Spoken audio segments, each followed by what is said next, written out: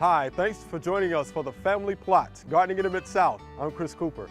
The ground is warming up and it's time to plant peppers for a summer harvest. Today we'll show you how.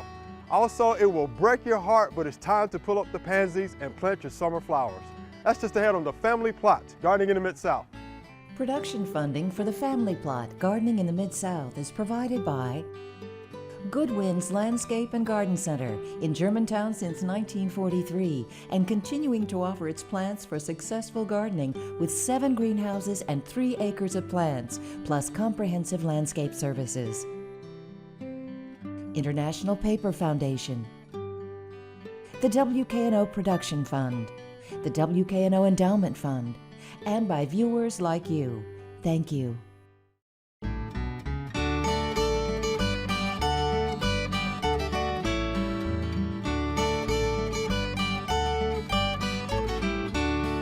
Welcome to the Family Plot. I'm Chris Cooper. Joining me today is Walter Battle. Walter is Extension Director in Haywood County, and Joellen Diamond will be joining us later to help us plant a flower bed.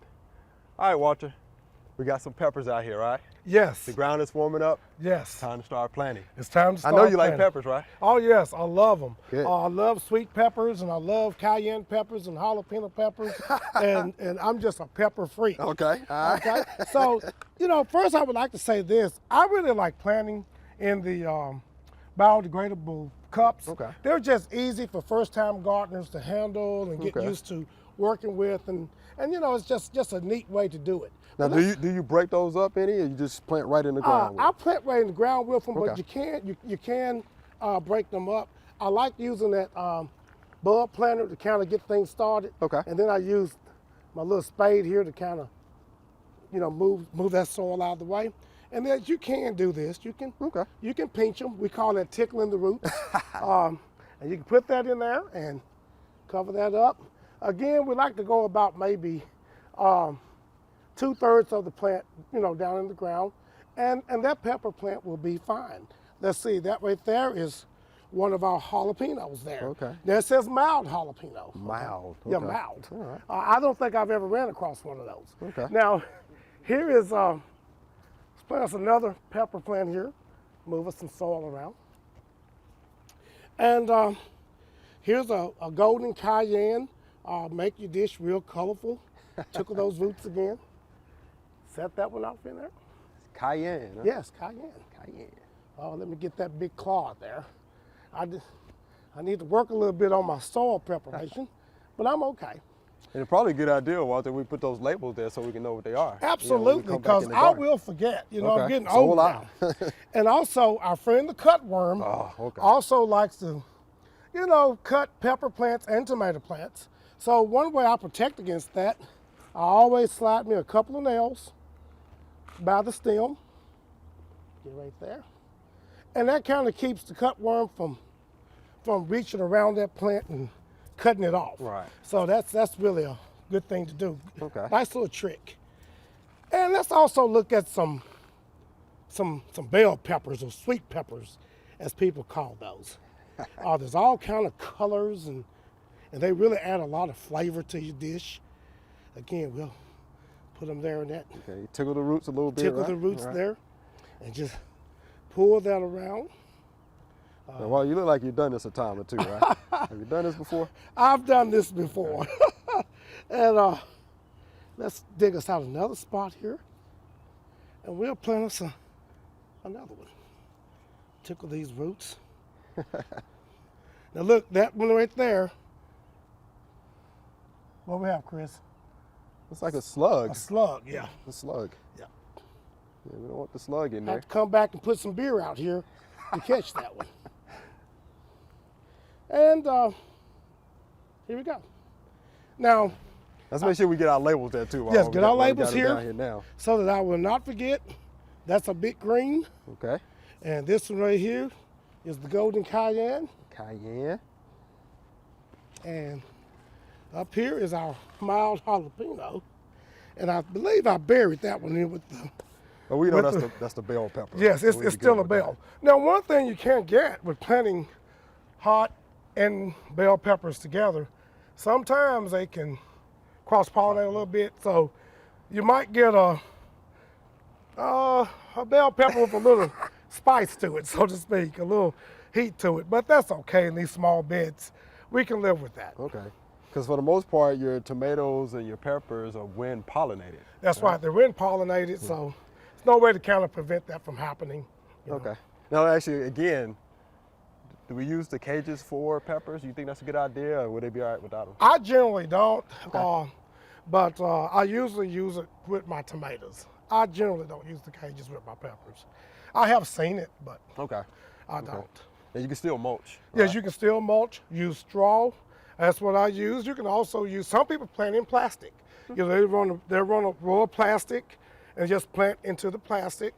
And that, you know, obviously keeps the weeds down. And Okay. you can also run some drip irrigation under there if you know, to water your plants. Now this bed here, I will water the old fashioned way. I Okay. will get my can and just come by and just give it some water and you know, when it needs it. Right. Vegetables like to have about anywhere from 1 to 2 inches per week. You know, because when you think about it, a vegetable is probably about 80% water Oh, yeah, to without a start doubt. with. You know, when you get a Without a doubt. tomato or a pepper or whatever, it's a lot of moisture there. Okay. So those plants obviously take up a lot of water. Would you do that first thing in the morning, or? Yes, definitely you want to water? do it first thing in the morning. That's when I like to water, because most of the diseases out there, they prefer dark, humid, moist conditions. Yeah. So if you water in the morning, it gives you plant times to, you know, to dry out and help control that. Okay. How long before we get some fruit, you think? Well, I didn't read the tag on those. Okay. Different varieties have different times, but I would like to think probably 50, 60 days, 70 days on some varieties, because it varies. Okay. Varies greatly on when you get, you know, fruit. Okay. And they're definitely gonna like the hot weather. Oh yes, they're gonna love that hot weather, that good mid-south hot weather. These plants love it. They're gonna love it. Walter, we appreciate it again. Yes, happy to be here again. All right. And hopefully we get some nice peppers, and maybe we can take those and cut them up. That's right. Put them in a dish. Oh, we will. Oh, we will. Yes. All right. Good deal. There are a number of gardening events going on in the next couple of weeks. Here are just a few that might interest you.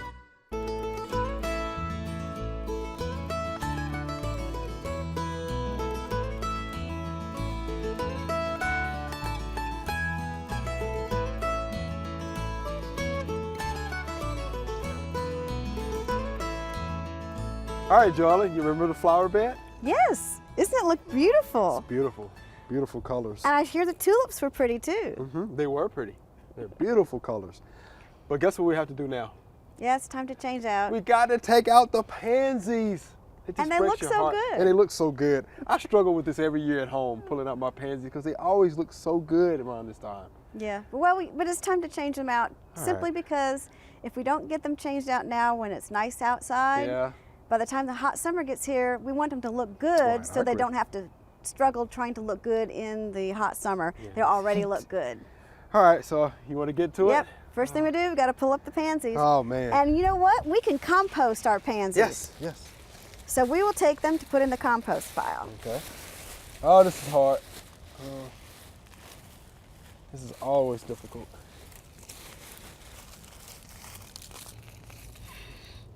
All right, well, we've got the last pansies up. Yeah. And then next, we're going to be digging up the tulips. Now, the tulips, I know a lot of people can save them, but we're here in the front, and like either the front of your house or the front of this opening in the entrance to a business. We want this to look good all the time, and the tulips may not always come back. So this part of the country, we treat them as annuals. Okay. So we will dig them up and put them in the compost pile, or if you want to at home, you can dig them up and put them somewhere in your backyard and see how many might come back up the next year. And to do that, we will use a dig spade, and we'll get near the, we want to get the bulb and everything, because if we leave the bulb in the ground, it's going to stay. So we do this. Make sure that we get the bulb, whole bulb, Hey, you got it. the whole thing. Got it. And that's what you're looking for, because if you dig and don't get the bulb up, then it will come back next year. Okay. And if you notice, that breaks the ground up, so now we're going to have to smooth the ground back again for the next season's plantings. And you notice from our amending this soil before that we still have clay clods, and eventually these will go away as we keep amending and adding to the bed. But don't mind that, there's good amendments in here. We found worms when we were digging this last fall, so we know we've got some pretty good soil going here. And you notice we've left the daffodils. Daffodils are very reliable coming up, even though you notice we planted 10 and we only had about 3 come up. So that means we'll have to remember that for this next fall. Yeah. And we will get more daffodils to put on our back row.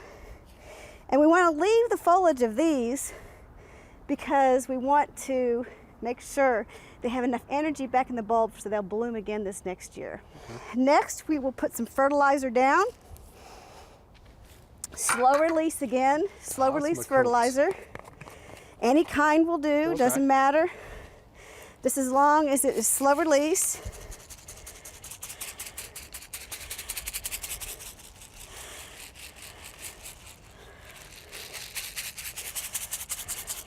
How many times do you think we need to fertilize this season, though? Well, you may not have to fertilize again because we've got organic matter in here too. Okay. But if you start seeing them needing nutrient deficiency, like they're getting some yellow leaves on them, or they're just not looking as vigorous as they used to be, you might want to try some extra fertilizer and just sprinkle that on again. Okay. But you may not have to. That'll be good. And next we are going to put the mulch down first. The mulch down first? Mulch down first because it would be difficult to have all the little plants everywhere and try to get the mulch and make sure you don't cover up the crown. And it's just too difficult. So it's just easier to go ahead and mulch everything first, and then we'll lay the plants out and plant them. It's easier to push a little bit of mulch away and dig a hole than the other way around. Yeah, I struggle with that at home. I always put the mulch in last. So No. I'm gonna see how this works, and I might try this at home. Mulch first. Mulch fertilize, first. We're gonna try that this year. Fertilize and mulch first and then plant. Okay, we're gonna try that this year. You don't want a thick layer. Okay. Just Pretty want good a mulch. thin layer. Okay, we've got 3 different types of plants here. We've got yellow lantana, we've got red angel wing begonia, and purple Setecresia. Okay. And you'll notice they're yellow, red, and blue. We picked the primary colors. You can never go wrong with primary colors. All right. So what we're going to do is the lantana will get the largest, so we're going to set it evenly spaced in our bed first. Okay. Then we're going to do the begonias next, evenly spaced, and then we'll fill in with the Setecresia. Primary colors. I need to remember that too. Primary colors. Now, Joanna, do you need to do any pruning before you set those out? No, we or- don't need to do Okay. anything right now. Okay. These will be fine. Okay. As the year goes on, we'll just have to see. Okay. But hopefully they'll just all fill in and love each other nicely. I'll let you set those Okay. out. And these are going. I'm going to set them like this. Okay. On either side. Again, we have our triangles in our spacing in our rows. Try. Now the ground here is wet. We know that. So what you got to think of something that's going to get a lot of sun, because this is a south exposure. Okay. We're going to get something that gets a lot of sun that can take a little bit of wet feet. The lantana also likes to be on the dry side, but it can take some wet. We're going to see if it likes this environment. Okay. This is the test. It's right? a test. The test. We're going to see if they pass the test. I got you. See if they pass this test. I'm going to set that there. Okay. Set this here. Whoops. And I think what we'll do is we'll plant these first, and then we'll fill in with the Setecresia where we think we need it. Okay, Chris, All let's right. get planting. Let's get to it. Now you're going to show me the Just trick, like right? the others, we're going to move the mulch away, All right. and we'll dig our hole. Okay.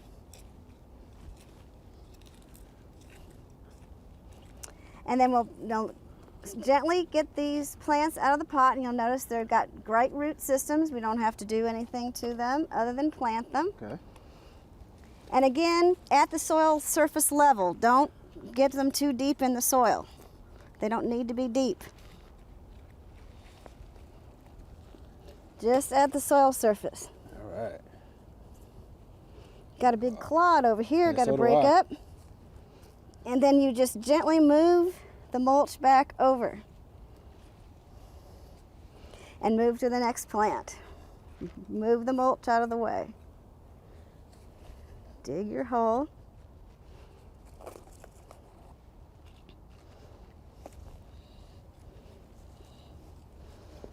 Yeah, a lot of Pick clods up the in big, here. the clods. The more we break it up and the more we plant in here, the smaller they'll get.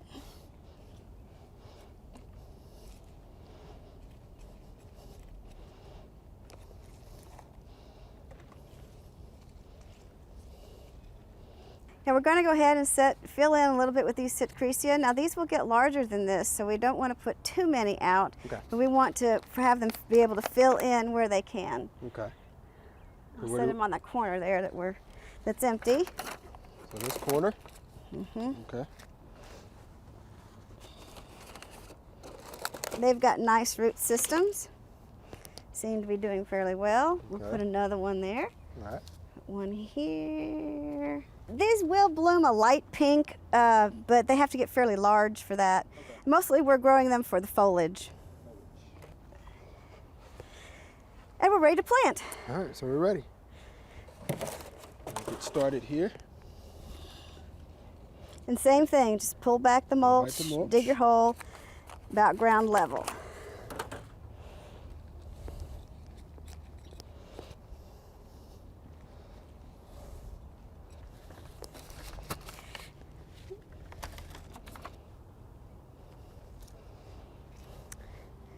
That's the last one. All right, well, I can't wait to see what this is going to look like, Joelle. We definitely appreciate you coming out here and doing this for us. No problem. All right, so what we have here is an active ant mound. As you can see, it's a pretty big mound. It's actually raised because it's been pretty wet, so they want to get out of course, the wet soil. And what we need to do is we're going to do the first part of the Texas two-step, which is actually to apply an ant bait. This ant bait is oil-based. It will definitely attract the worker ants, and they will take this down to the queen. She will eat this and become sterile and won't produce any more workers. And hopefully she will die when she eats this as well. So we're not going to put this on the mound itself. We're just going to put it around it. The worker ants are going to smell it. They're going to come out. Make sure I get that open. There you go. It's granulated form. And we're going to sprinkle it here on the ground. Some of those workers who are out foraging. Okay.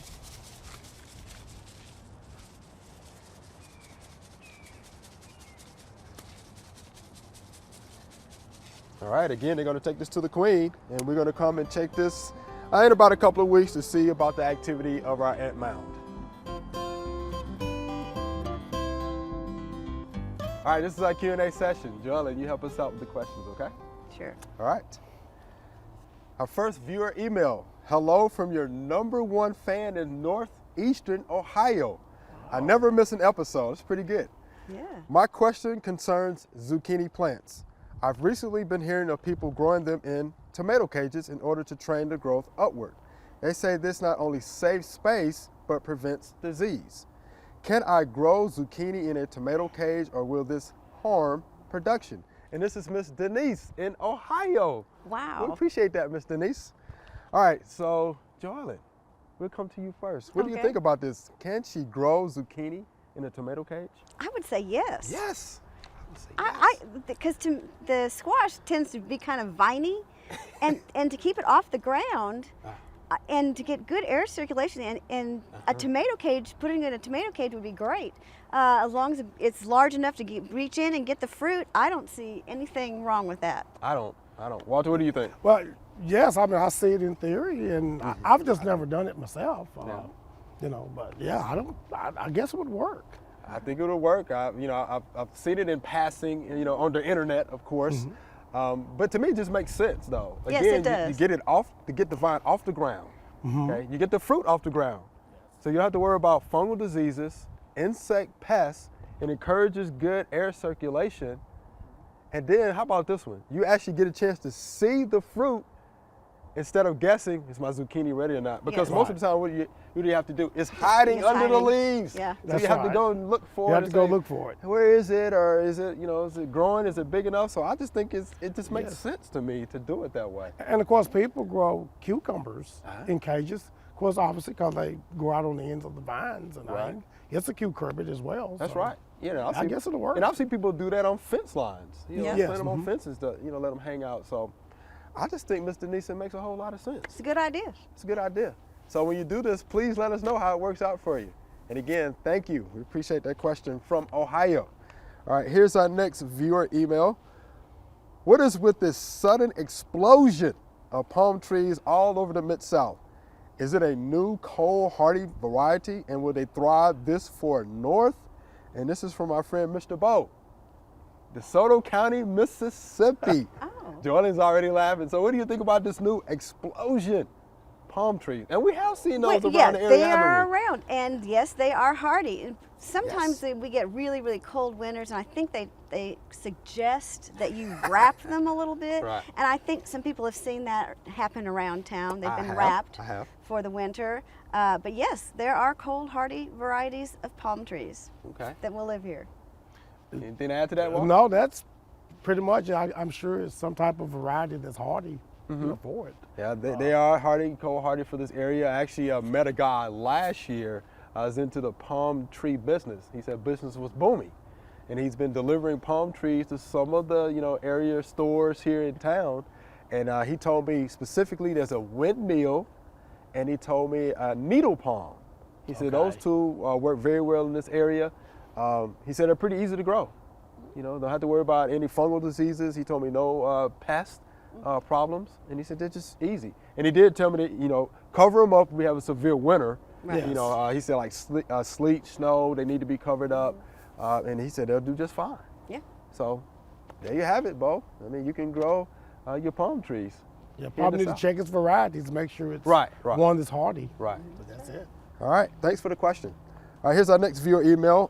Can a bald cypress tree knees be removed without harming the tree? Now, that was an interesting question. And again, we have Joellen here who knows a little bit about trees. So we're just so fortunate and lucky Yes. today. So Joellen, what do you think about that? Yeah, sure. I don't see any reason why you can't cut those. If they're in a yeah. way, or if they're a nuisance and they're bothering you, sure. Okay. I think there's plenty of roots everywhere else. Right. And those roots are pneumatophores. That's what they are. And they're aerial roots that specialize in gaseous exchange, especially in wet soils. Yes. Is pretty much where you see That's them. why they're looking for air because they're Mm-hmm. underground. The rest of the roots are underground. Right. So, yeah.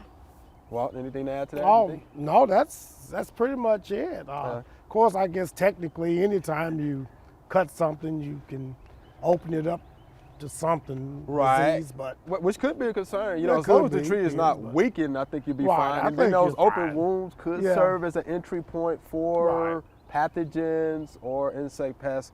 But I did talk to Dr. Merker, recently about, Mm-hmm. bald cypress and the knees.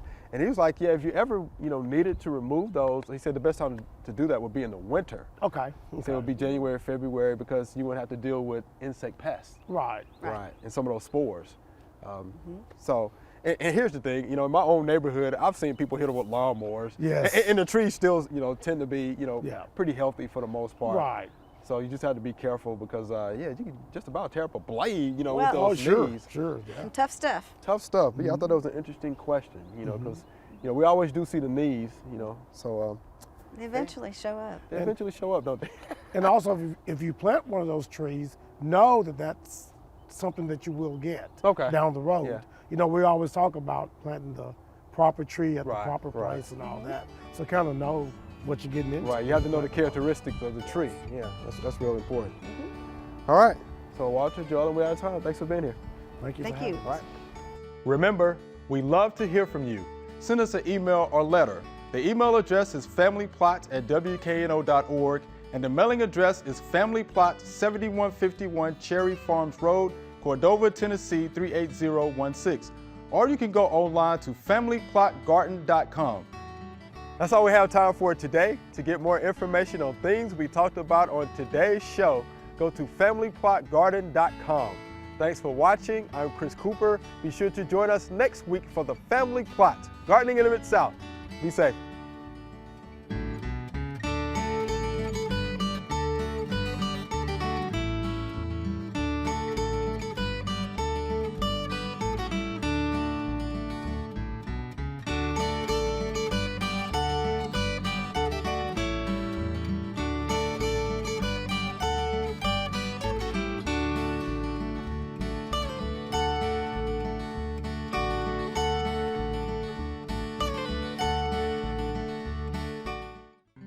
Production funding for the Family Plot, Gardening in the Mid-South is provided by Good Winds Landscape and Garden Center in Germantown since 1943 and continuing to offer its plants for successful gardening with 7 greenhouses and 3 acres of plants, plus comprehensive landscape services.